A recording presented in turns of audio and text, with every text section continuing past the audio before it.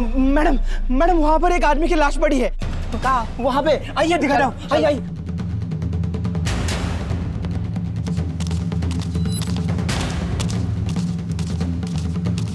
गुप्ता, अरे ये तो औरत है। स्वाति।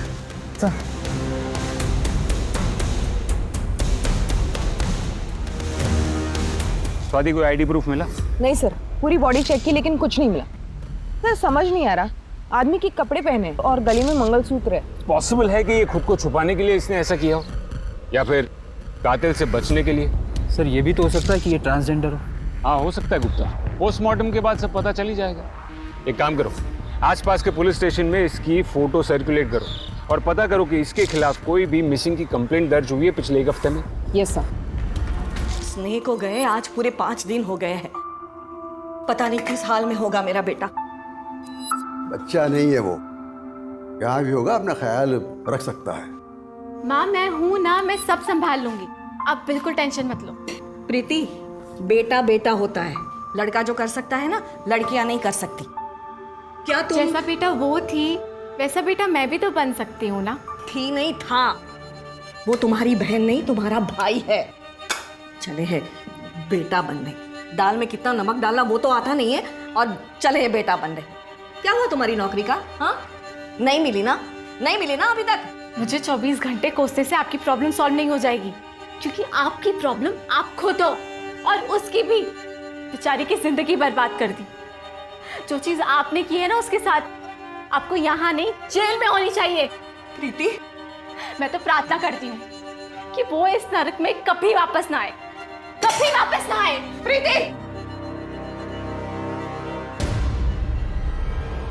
हेलो रोहित। सर कचरे में जो हमें बॉडी मिली थी, पोस्टमार्टम रिपोर्ट के मुताबिक वो एक लड़की की है, और मर्डर से पहले कोई सेक्सुअल हैरेसमेंट और रेप भी नहीं हुआ है। लेकिन सर रिपोर्ट में एक नई बात सामने आई है।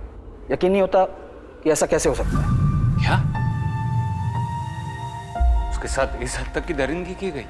जी सर, और डॉक्टर के मुताबिक ये सब उसके साथ तब हुआ होगा जब उसकी उम्र 7-8 साल की रही होगी। सर शायद ये मर्डर का कारण ना हो, पर इतना पक्का है कि उसके साथ बहुत गलत हुआ होगा। क्या शायद यही मर्डर का कारण हो? कहीं कोई मिसिंग कंप्लेन? नहीं सर, कपड़ों से भी पता करने की कोशिश की, पर कोई बारकोड नहीं मिला। लोकल ब्रांड है, पता करना मुश्किल है। इसके पास फोन जरूर होगा, इसका फोटो सारी फोन कंपनीज में भेजो और डिटेल पता करो। जी सर।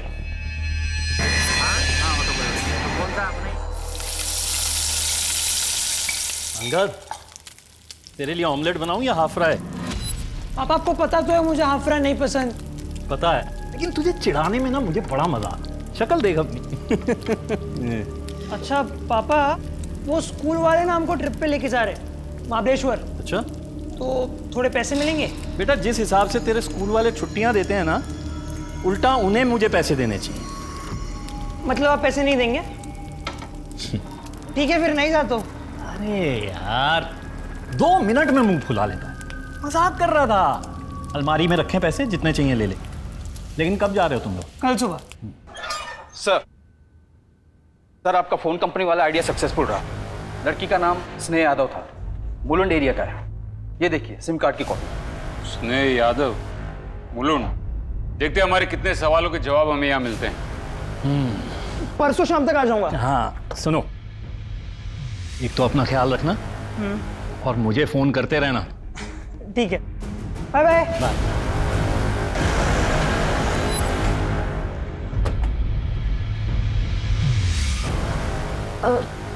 क्या हुआ साहब? आप स्नेह के माता पिता हैं? जी, पर ये क्यों पूछ रहे हैं आप लोग? स्नेह का किसी ने मर्डर कर दिया है। देखा, मैंने कहा था ना, कितना कहा था मेरा बेटा, मेरा स्नेह मुसीबत में है, आप जाइए पुलिस को बताइए। देखिए हम आपका दुख समझ सकते हैं, लेकिन हमारे कुछ सवाल हैं जिनके जवाब आपको देने पड़ेंगे।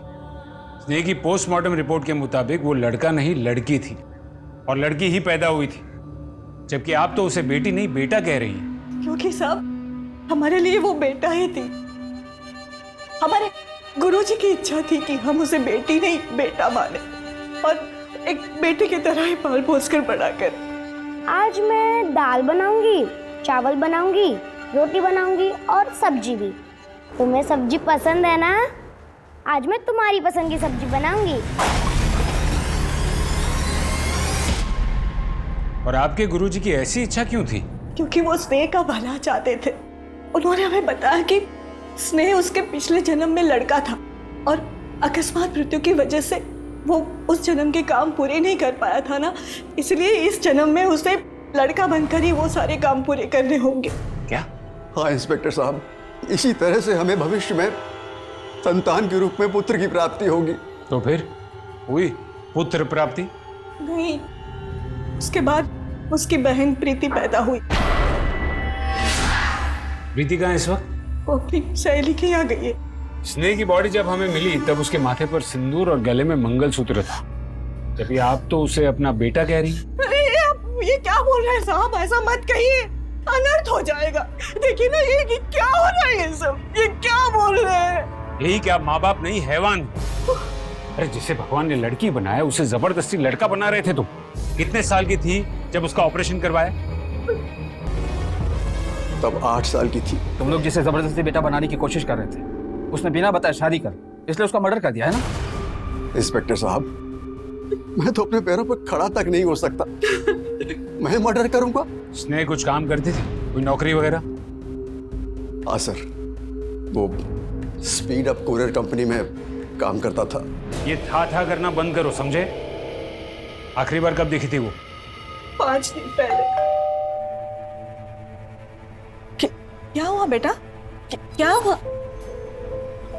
अरे स्नेह, ऐसे लड़का होकर लड़कियों की तरह रो रहा है। क्या हुआ? कुछ नहीं, वो दोस्तों के साथ थोड़ी अनबन हो गई थी। अगले दिन सुबह वो मुझे बोलकर निकली कि वो 3-4 दिन के लिए शहर से बाहर जा रही है। पर साहब, आपको पक्का यकीन है कि उसने शादी कर ली थी? पक्का तो नहीं, और मंगलसूत्र और सिंदूर देखकर तो यही लगता है। प्रीति वापस आ जाए तो उसे पुलिस स्टेशन भेज देना, क्वेश्चनिंग के लिए। और हाँ, जरूरत पड़ी तो हम फिर से आएंगे।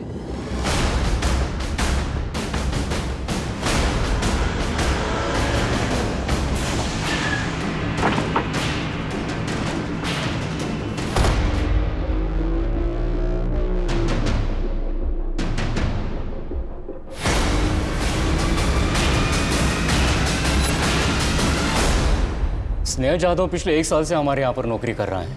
बहुत ही मेहनती और ईमानदारी लड़का है, पर पता नहीं पिछले 5 दिनों से कहाँ गायब है, ऑफिस ही नहीं आ रहा है। सबसे पहले स्नेह लड़का नहीं लड़की है, और उसका मर्डर हो चुका है, और उसकी लाश नवी मुंबई से मिली। क्या आप मुझे बता सकते हैं कि वो नवी मुंबई क्यों गई थी? वहां की कोई डिलीवरी थी? मैं चेक करके बताता हूँ।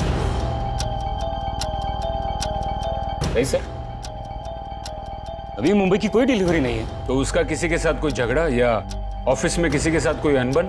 जहां तक मेरी जानकारी ऐसा कुछ नहीं था सर। हाँ, पर हमारे ऑफिस में 2 डिलीवरी बॉय थे, रोहित कदम और सोनू कदम, दोनों कजिन्स हैं। उनसे काफी अच्छी दोस्ती थी स्नेह की। हो सकता है उन्हें कुछ पता हो। बुलाई उन्हें? नहीं सर, अभी वो यहाँ पर नहीं है। मैंने 2 हफ्ते पहले ही दोनों को ही नौकरी से निकाल दिया था। ये दोनों पार्सल तुमने डिलीवर किए थे ना? उसमें फोन थे जिसके बदले कस्टमर को बर्तन साफ करने की साबुन मिली।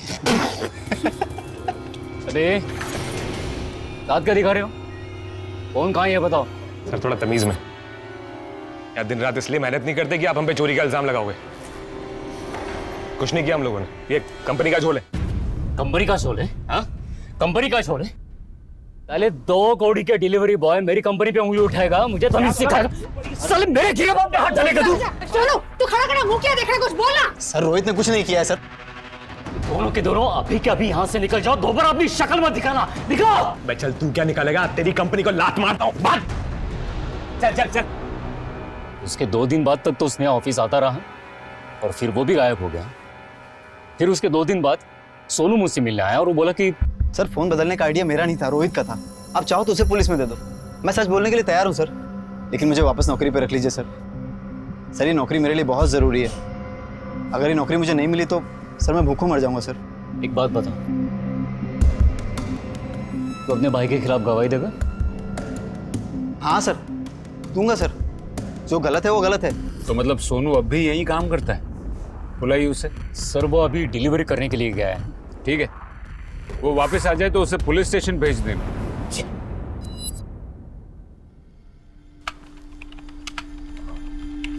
Yes sir. एक रूम चाहिए था। सर आपकी फैमिली कहाँ है?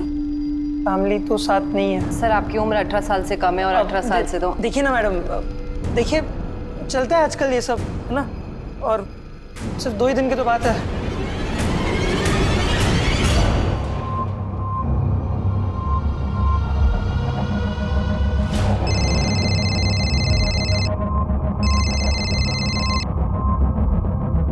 हेलो, हाँ पापा, मैं ठीक हूँ, पहुँच गया।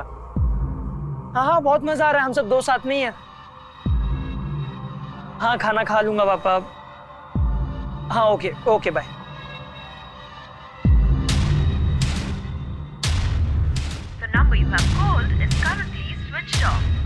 ये रोहित अपना फोन क्यों बंद करके बैठा है?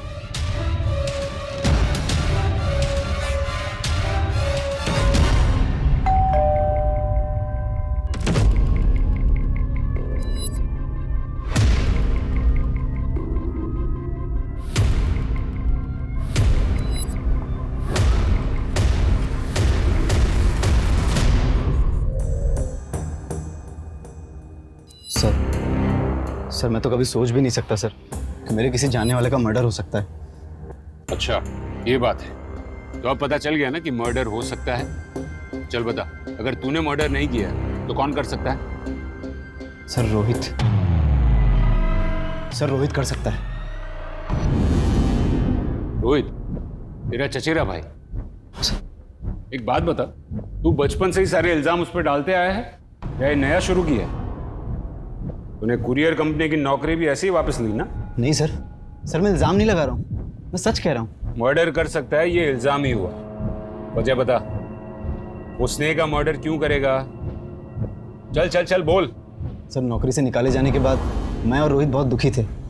तब स्नेह हमारा मूड ठीक करने के लिए हमें चाइनीज बाखड़ा ले गया। क्यों टेंशन ले रहा है? अरे चली गई, दूसरी नौकरी मिल जाएगी। अभी तेरा भाई लेके आना तुमको मस्त जगह पे। चॉपर राइस ऑर्डर करूं? नहीं खाना है चॉपर राइस तेरा। साला तेरी वजह से मेरी नौकरी चली गई। तुझे पता है ना, पूरे घर में कमाने वाला सिर्फ मैं हूँ। साला तेरे चक्कर में मैं भी फंस गया। सोच, अगर उसने पुलिस बुला ली होती तो।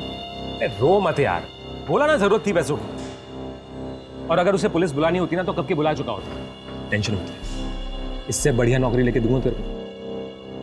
अरे यार, मैं मैनेजर से बात करूंगा ना, वो तुमको फिर से बुला लेगा। और तुम्हारे बिना तो मैं वहां काम करने का सोच भी नहीं सकता। मतलब तुम दोनों के बिना? अरे यार, मैं वहां काम करने जाऊं और तुम दोनों को वहां पे ना देखूं, ऐसा थोड़ी हो सकता है। अरे इतना इमोशनल होने की जरूरत नहीं है, मिल जाएगी नौकरी। एक काम कर, ये ले, जा चॉपर राइस ऑर्डर कर। रोहित, तुम्हें तो पता है कि मैं तुमसे कितना प्यार करती हूँ। मैं तुम्हारे बिना। तेरा दिमाग खराब हो गया? कुछ भी बके जा रही है? तुझमें ऐसे कौन से लड़कियों जैसे लक्षण है जो मैं तुझसे शादी करूं? लड़कियों जैसे मतलब? मैं लड़की हूँ रोहित। देख, मैं अच्छे से जानता हूँ कि तू क्या है और तू भी जानती कि तू क्या है, इसलिए फालतू के सपने देखना बंद कर दे। अरे सर उसके बाद क्या हुआ मुझे कुछ भी नहीं पता सर, क्योंकि उस दिन के बाद से मैं उन दोनों में से किसी से नहीं मिला। रोहित से भी नहीं? नहीं सर, ना मिला, ना बात हुई, ना उसने कभी मुझे कॉल किया। सर सच कहूँ तो मैं उससे मिलना चाहता भी नहीं, क्योंकि सर अगर उसे पता चला कि मैंने हाथ पैर जोड़कर नौकरी वापस ले ली है तो सर वो मुझे जान से मार देगा सर। ठीक है, तू जा सकता है, लेकिन सिर्फ यहाँ, शहर से बाहर नहीं। जी सर।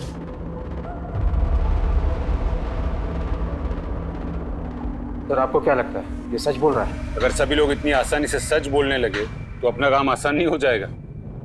सर रोहित का फोन पिछले 4 दिनों से स्विच ऑफ है। कॉल लोकेशंस के मुताबिक रोहित और सोनू पिछले 7 दिनों से मुलुंड में ही है। सर दोनों भाइयों के बीच पिछले 7 दिनों में फोन पर कोई बात नहीं हुई। और स्नेह? सर उसके कॉल रिकॉर्ड्स के मुताबिक उसकी आखिरी बात एक पंडित से हुई। पंडित? बुलाओ उसे। ये लड़का कुछ भी बकवास किए जा रहा है और आप चुपचाप खड़े क्यों हो? कुछ बोलते क्यों नहीं इसे? साहब आपने मुझे यहाँ क्यों बुलाया? क्योंकि 15 जुलाई की शाम को 6:30 बजे स्नेह यादव का मर्डर हुआ, उससे पहले उसने आखिरी कॉल तुम्हें ही किया था। क्यों किया था फोन उसने? उसने मुझे फोन इसीलिए किया था क्योंकि उसे शादी करवानी थी। इस शहर में बाकी और भी पंडित हैं जो शादी ब्याह करवाते हैं, उसने तुम्हें ही क्यों फोन किया और उसे नंबर कहाँ से मिला? अब साहब ये मैं कैसे बता सकता हूँ, लेकिन हाँ इतना बता सकता हूँ कि वो शादी कराने के लिए आने वाली थी पर आई नहीं, और वो अपनी नहीं अपनी बहन प्रीति की शादी कराने वाली थी।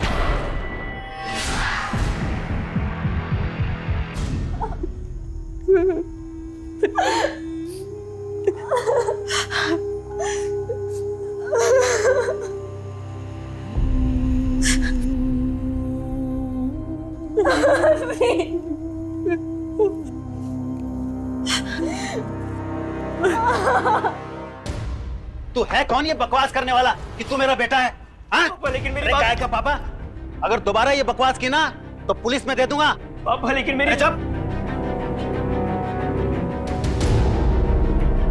पापा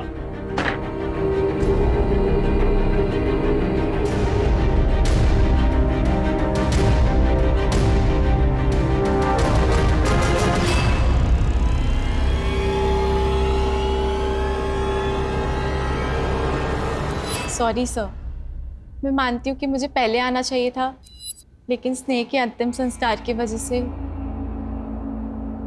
अच्छा एक बात बताओ, तुम दोनों बहनों का रिश्ता कैसा था? उसमें बनती थी या? वैसे तो रिश्ता बहनों जैसा ही होना चाहिए था, लेकिन जिस तरह से मेरे बाप ने उसे पाला पोसा, मुझे कभी समझ में ही नहीं आया कि वो मेरा भाई था या मेरी बहन। यहाँ तक कि हर साल मेरी माँ ने मुझसे स्नेह को राखी तक बंधवाई।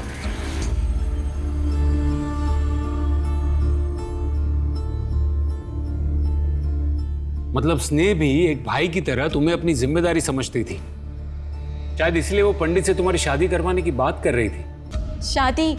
सर मेरी शादी की कभी बात ही नहीं हुई, और वो ऐसा क्यों करेगी? प्रीति जी ये तो आप हमें बताएंगी, क्योंकि आपकी फैमिली में जो चल रहा था वो नॉर्मल नहीं था।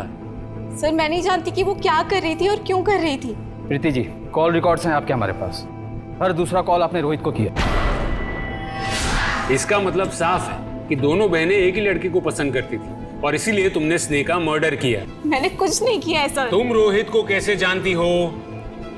देखो सच बोलो, ये तो हमारे पास और भी तरीके हैं। सर मैं सच बोल रही हूँ, मैंने स्नेह को नहीं मारा है। रोहित और सोनू को मैं इसलिए जानती हूँ क्योंकि वो उसके साथ काम करते थे और वो उसके दोस्त हैं, और मैं रोहित को सिर्फ इसलिए कॉल कर रही थी क्योंकि घर से जाते हुए स्नेह ने कुछ ऐसी बात कही थी जो मुझे आज तक नहीं समझ आई।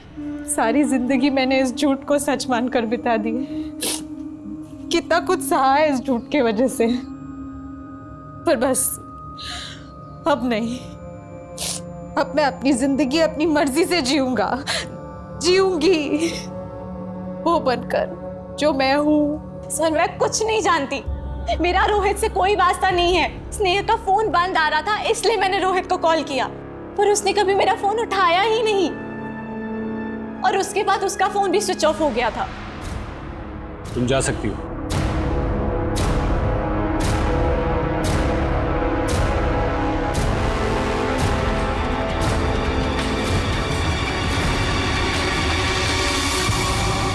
देखो मैं अच्छी तरह जानता हूँ आप ही मेरे पापा हो, और आपको भी बात पता है कि मैं आपका बेटा हूँ। मुझे इस तरह इग्नोर नहीं कर सकते आप।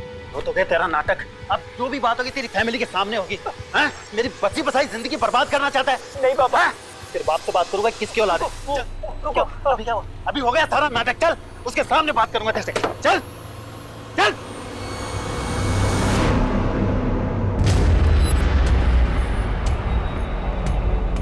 सर ये देखिए, यही वो पार्सल है जिसके बारे में मैंने आपको बताया था।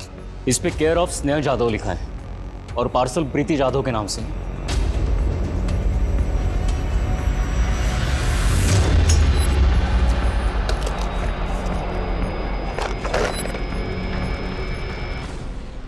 सर मुझे नहीं पता ये सब क्या है, मैं नहीं जानती कि ये पार्सल किसने भेजा है।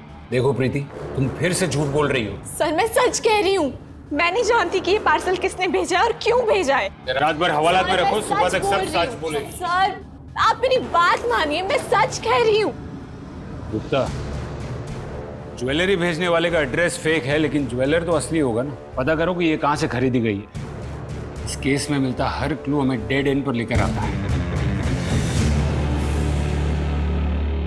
ऐसे ही हाथ पे हाथ धरे बैठे रहोगे क्या? मेरा बेटा मर गया, उसका खून हो गया है, और मेरी बेटी उसके भाई के ही खून के इल्जाम में जेल में। कुछ सुनाई नहीं देता क्या तुम्हें?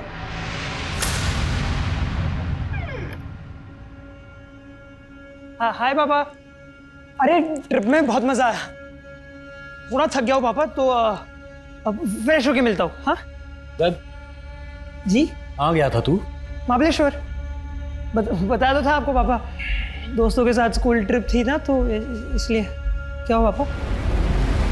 झूठ बोल रहा है। नहीं, तेरे जाने के बाद तेरे दोस्त यहाँ घर पे तुझसे मिलने आए थे, उन्होंने बताया स्कूल की तरफ से कोई ट्रिप नहीं था। झूठ बोल रहा है। एक मिनट। नहीं तो पापा नहीं, पापा नहीं, बच्चा है। हट। बता दो पापा, मैं तेरी तो पापा एक मिनट, ये लेटर आया था पापा। दिखा क्या लेटर आया था पापा, इसलिए गया था मैं। झूठा लेटर आया था।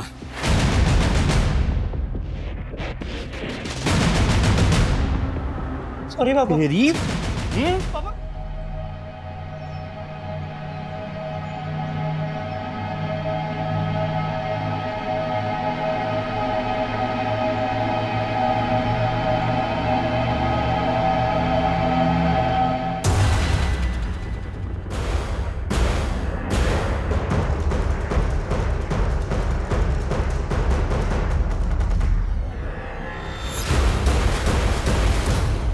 इन दोनों को किसी धारदार चीज से मारा गया है, और हो ना हो जिसने मर्डर किया है, ये दोनों उसे बराबर जानते थे। दरवाजे पर कोई भी फोर्स्ड एंट्री के निशान नहीं है। जब मर्डर से तब तुम कहाँ थे? साहब हम अपने घर पे थे। मैं यहाँ दिन में नौकरी करता हूँ, शाम को अपने घर चला जाता हूँ।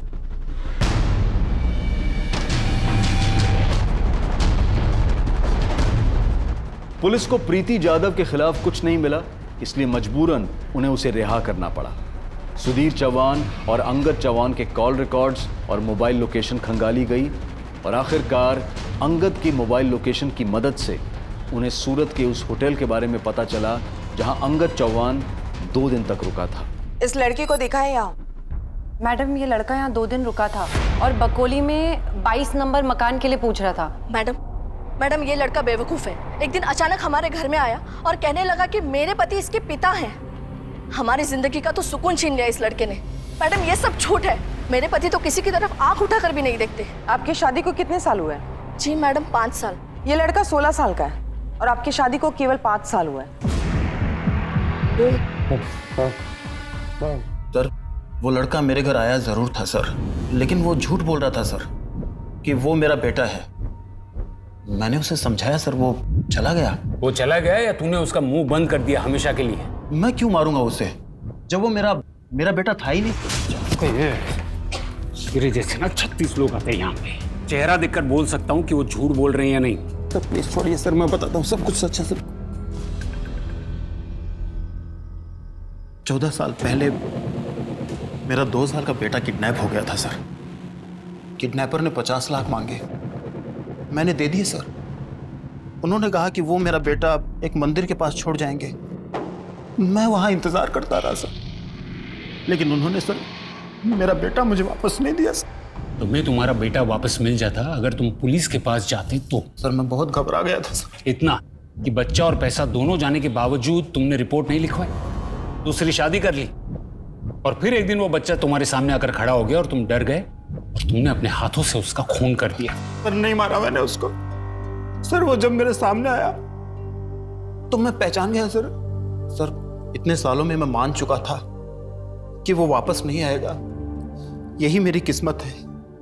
फिर कुछ सालों बाद उसकी माँ को हार्ट अटैक आया सर, वो भी गुजर गई। फिर मैंने सर दूसरी शादी की।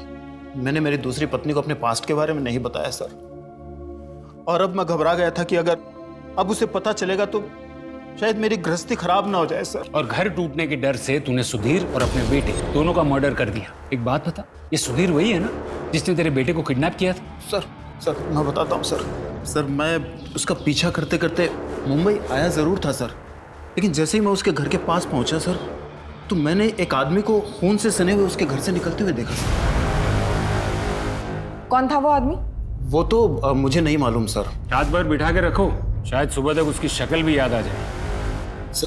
सर सुनिए मेरी बात सर, मैंने कुछ नहीं किया है सर। मुझे सुधीर चौहान, अंगद चौहान के अतीत के बारे में सारी डिटेल्स चाहिए। शाम के भी पास्ट और प्रेजेंट सब कुछ चेक कर। यस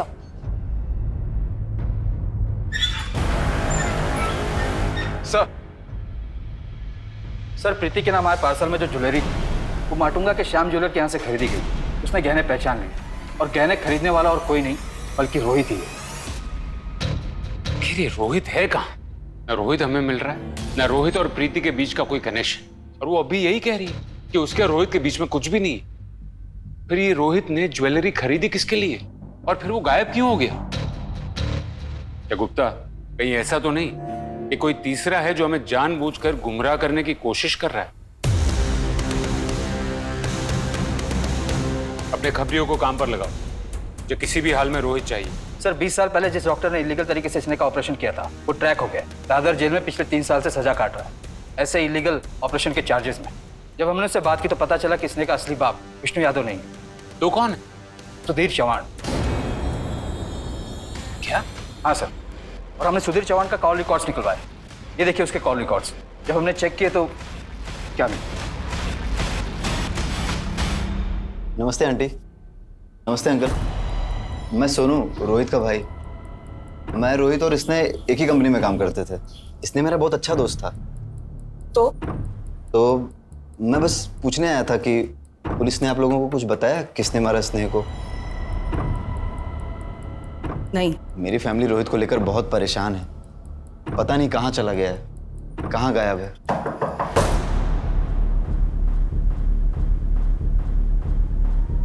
तू यहाँ क्या कर रहा है? सर मैं बस हालचाल पूछने आया था। मैं निकल ही रहा हूँ सर। आखिरकार हमने पता लगा ही दिया कि 15 साल पहले एक 8 साल की बच्ची के साथ गैर कानूनी ऑपरेशन किसने किया था और क्यों करवाया था, जिससे हमें यह भी पता लगा कि आपका एक नहीं 3 मर्डर के साथ वास्ता हो सकता है। स्नेह को अपने पिता के बारे में क्या पता था और आपका और सुधीर चौहान का क्या वास्ता था, यह आपको हमें पहले ही बता देना चाहिए था, क्योंकि हो सकता है कि स्नेह के मर्डर के साथ सुधीर के मर्डर का भी कनेक्शन हो। सुधीर मर गया? अरे मुझे कितनी बार समझाया ये सब चीजें तेरे मतलब की नहीं है। समझ में क्यों नहीं आता तुझे? हाँ?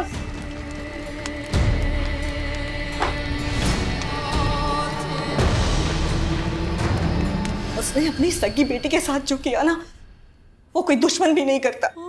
मेरी स्नेह सिर्फ 8 साल की थी, जबरदस्ती उसका ऑपरेशन करवा दिया, मुझे बिना बताए, ताकि वो कभी मां ना बन सके।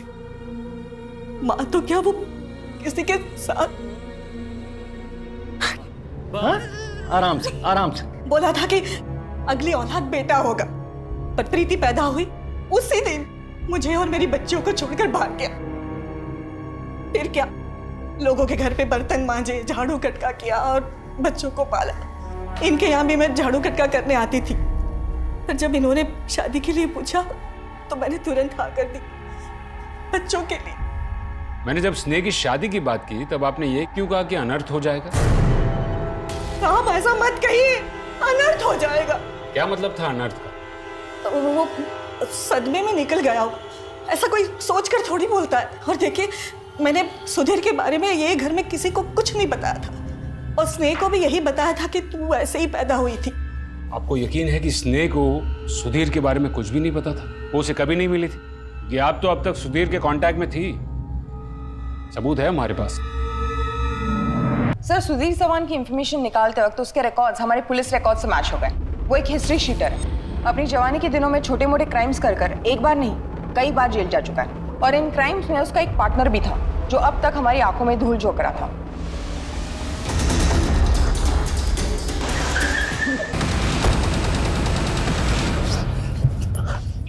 अरे सर आप मुझे ये यहाँ क्यों लगा रहा है? मैंने तो आपकी इतनी मदद की थी। पूरी मदद नहीं की थी, पूरा सच नहीं बोला था। जैसे कि स्नेह के बाप के साथ तूने ऐसा किया क्यों? कैसे मारा उसे? क्यों मारा उन दोनों को? तूने स्नेह को पहले इसलिए मार दिया ना ताकि तेरे प्लान के बारे में किसी को पता ना चले।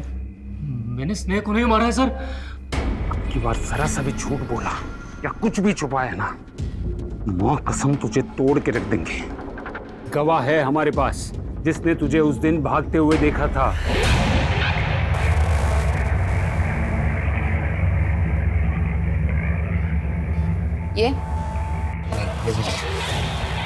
ये सुधीर के घर से मिले तेरे जूतों के निशान से ये साबित होता है कि दोनों मर्डर तूने ही किए हैं। अब बता क्यों और कैसे? चौहान साला धोखेबाज निकला। बोला था जेल से बाहर आऊंगा तो मिलेगा मुझे। साले ने शक्ल भी नहीं दिखाई।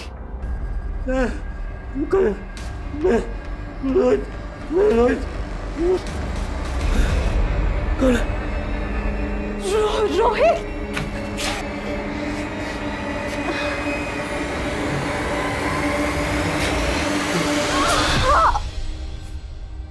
जब मैं जेल से बाहर आया तो तब वो गायब हो चुका था। फिर मैंने ईमानदारी का रास्ता चुना और डिलीवरी बॉय की नौकरी शुरू कर दी और अपनी मेहनत से मैं मैनेजर बना। तो जवान को कभी भूल नहीं पाया मैं। फिर एक दिन स्नेह मेरे पास नौकरी के लिए आई। समझ गया था कि ये जवान की बेटी है जिसका बचपन में उसने ऑपरेशन करवाया था और उस वक्त मैं भी उसके साथ था। बेटा रो मत। हाँ नहीं। हाँ हाँ ठीक हो जाएगा, अभी ठीक हो जाएगा, अभी ठीक हो जाएगा। स्नेहा नाम है तुम्हारा? Yes sir. स्नेहा होना चाहिए था ना, तुम तो लड़की दिखती हो। सर वो मेरा पर्सनल मैटर है, आप प्लीज़ मुझसे अपने काम के सवाल पूछिए। मैं बहुत ही मन लगा के काम करूँगा और आपको मुझसे कभी कोई प्रॉब्लम नहीं होगी। मैंने स्नेहा को नौकरी पर रख लिया और पता लगा कि वो चौहान की बेटी है या नहीं। मैं अपने एम्प्लॉय के डेटाबेस से उसकी माँ उमा का नंबर निकाला और उससे कॉल किया। मैं कौन बोल रहा हूँ ये जानना ज़रूरी नहीं है, बस ये बताओ कि वो आजकल कहाँ है। मेरे हिसाब से तो जहन्नुम में है। अरे भाड़ में जाए। देखो मेरा उससे कोई लेना देना नहीं है। हाँ उसका एक फोन नंबर है, चाहिए तो लिख लो, 4447279। चौहान का नंबर तो मुझे मिल चुका था, पर मैं महीनों तक ये नहीं समझ पा रहा था कि मैं उसके साथ आखिर करना क्या चाहता हूँ। एक बार तो लगा कि मैं इतनी मेहनत से यहाँ तक पहुँचा हूँ, अपने काम से काम रखो, पर नहीं कर पाया। और फिर कुछ एक महीने पहले स्नेहा से बात की और उसे सब बता दिया। बेटा बात यह है कि तुम लड़की पैदा हुई थी ना कि लड़का। हमारे माता पिता चाहते थे कि उन्हें लड़का हो, लेकिन हुई लड़की, इसलिए उन्होंने अस्पताल ले जाकर के तुम्हारा ऑपरेशन करवाया और लड़की से लड़का बना दिया। मैं खुद तुम्हारे पापा के साथ उस वक्त था। माँ ने कहा कि मैं ऐसे ही पैदा हुआ था, ना लड़की थी ना लड़का। माँ ने कहा अगर तू लड़का बन के रहेगा तो कम से कम लोग तेरी इज्जत तो करेंगे, पर ये सब झूठ था। इतना गलत किया उन्होंने मेरे साथ। बेटा अगर तू इस धोखे का बदला लेना चाहे तो मैं तेरी मदद कर सकता हूँ, पर एक शर्त पे कि तू अपनी माँ को कुछ नहीं बताएगी।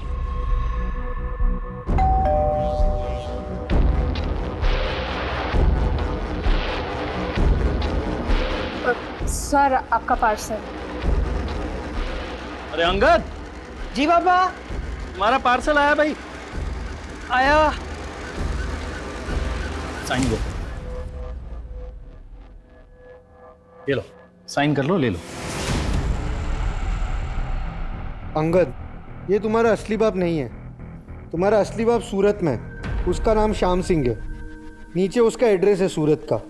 अगर तुम्हें कोई शक है या कुछ पूछना हो तो मुझे इस नंबर पे फ़ोन करो, 4488221212। चौहान बहुत चालाक आदमी था, मैं जानता था बहुत जल्दी उसे सब पता चल जाएगा और वो मुझ तक पहुंच जाएगा।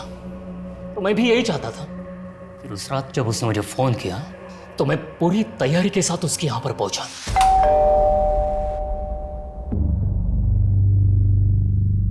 आजा, कुछ बात करनी है तुझसे।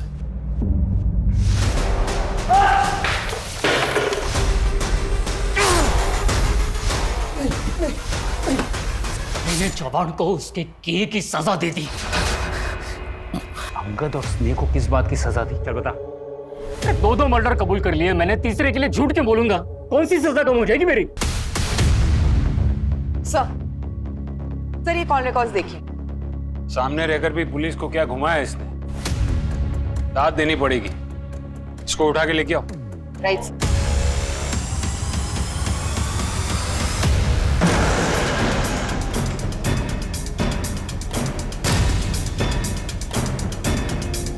आ जाओ।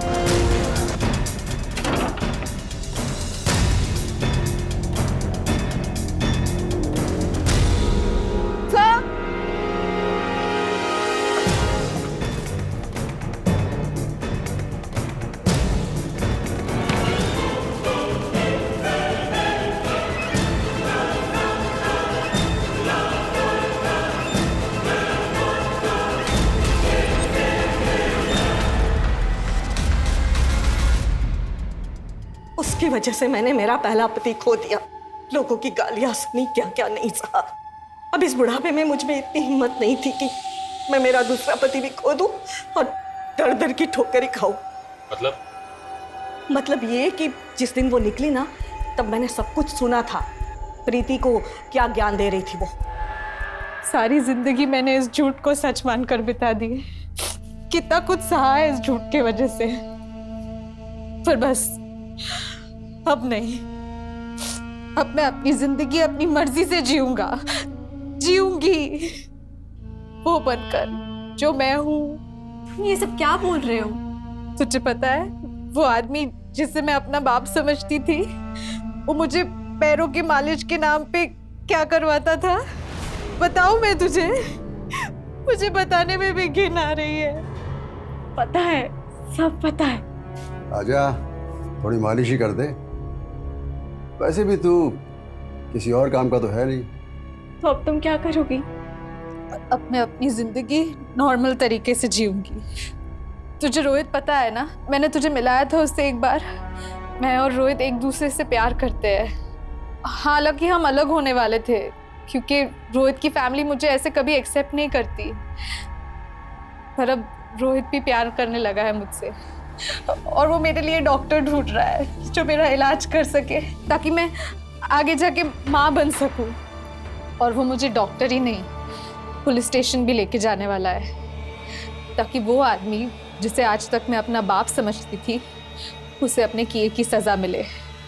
सिर्फ इसे ही नहीं, उसे भी जिसने मेरी ये हालत की है, जो बाप ज़बरदस्ती अपनी बेटी को बेटा बनाना चाहता था। पर अभी तुम कहाँ जा रही हो? मैं अभी नवी मुंबई जा रही हूँ। रोहित के किसी जान पहचान वाले का फ्लैट खाली है वहाँ पे। जब तक हमारे हालात नहीं सुधरेंगे, हम दोनों वहीं रहेंगे। ये देख, ये रोहित लाया है मेरे लिए, और उसने मेरे लिए कुछ और सरप्राइज भी रखा है। पर वो पार्सल हमने तेरे नाम पे मंगाया है।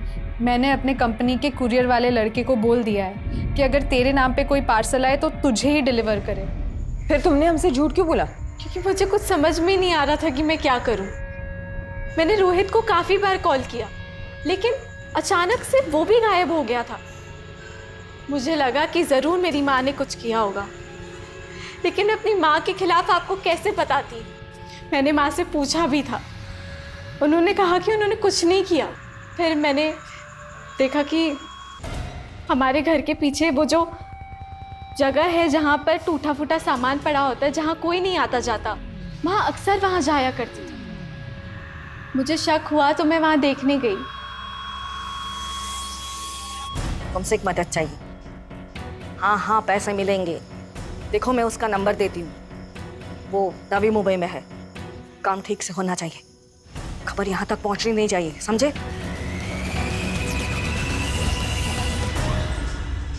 क्यों मिलना चाहते थे मुझसे, और क्या जानते हो विष्णु जाधव के बारे में?